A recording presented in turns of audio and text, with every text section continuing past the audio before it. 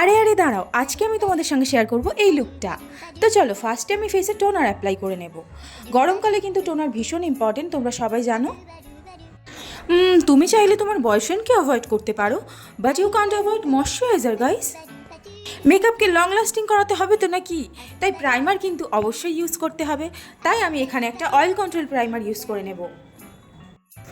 এবারে কিন্তু এই মেকআপ উঠবেও না, সরবেও না, গলবেও না, তবেই তো তুমি তোমার ক্রাশকে পটাতে পারবে। এবারে আমি একটা ইলুমিনেটর ইউজ করব, যাতে আমার ফেসটা একদম মুক্তোর মতো চকচক করে, আর সেটা দেখে যাতে আমার ক্রাশ আমার দিকে ছুটে ছুটে আসে।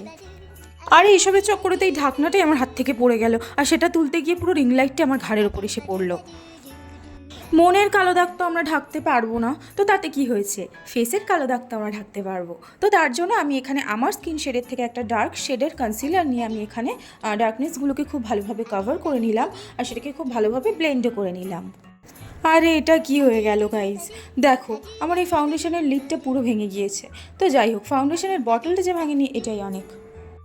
এখানে আমি ফাউন্ডেশনটা ঢালার জন্য একটা ঢাকনার ব্যবহার করছি। আরে না না, তোমরা একদমই এটা করো না, আমি তো যেখানে পারি ঢালতে থাকি, মানে ফাউন্ডেশন আর কি। তো যাই হোক, আমি ফাউন্ডেশনটাকে সারা ফেসে এইভাবে টিপ টিপ করে অ্যাপ্লাই করে নিলাম। তো এই প্রসেসটা কিন্তু তোমরাও করতে পারো। আর এখন আমি ডান্স করছিলাম গাইজ, কারণ আমার রিলসের জন্য সেই গানে আমি ডান্স করার চেষ্টা করছিলাম আর কি। তো এরপর আমি ফেসটাকে খুব ভালোভাবে ব্লেন্ড করে নিলাম। ব্লেন্ড কিন্তু ভীষণ ইম্পর্ট্যান্ট, ঠিকঠাকভাবে ব্লেন্ড না করলে পুরো ফেসটা কিন্তু একদম ভূতের মতো দেখাবে। আর জানোই তারপর কি হবে, ক্রাশ কিন্তু আমাদের দেখে ছুটে পালাবে আমাদের দিকে আসার বদলে। তো যাই হোক, আমি পুরো ফেসটাকে এখন হাইলাইট করে নিচ্ছি একটা কনসিলার দিয়ে, আর সেটাকে খুব ভালোভাবে ব্লেন্ডও করে নিলাম ব্রাশের সাহায্যে। এরপর আমি লিকুইড ব্লাশার আর লিকুইড কন্ট্রোরটাকেও কিন্তু খুব ভালোভাবে ব্লেন্ড করে নিলাম। এরপর আমি একটা লুজ পাউডার দিয়ে মেকআপটাকে কিন্তু খুব ভালোভাবে সেট করে নিচ্ছি, তা না হলে এতক্ষণ ধরে আমরা যা কিছু করলাম সব কিন্তু উঠে চলে যাবে। ফেসটাকে একটু স্লিম দেখাতে হবে, তো তাই আমি এখানে পাউডার কন্ট্রোল করে নিলাম। তারপর আমি পাউডার ব্লাশও অ্যাপ্লাই করে নিলাম। তারপর আমি আই বেস করে আই মেকআপটাকেও কমপ্লিট করে নিলাম।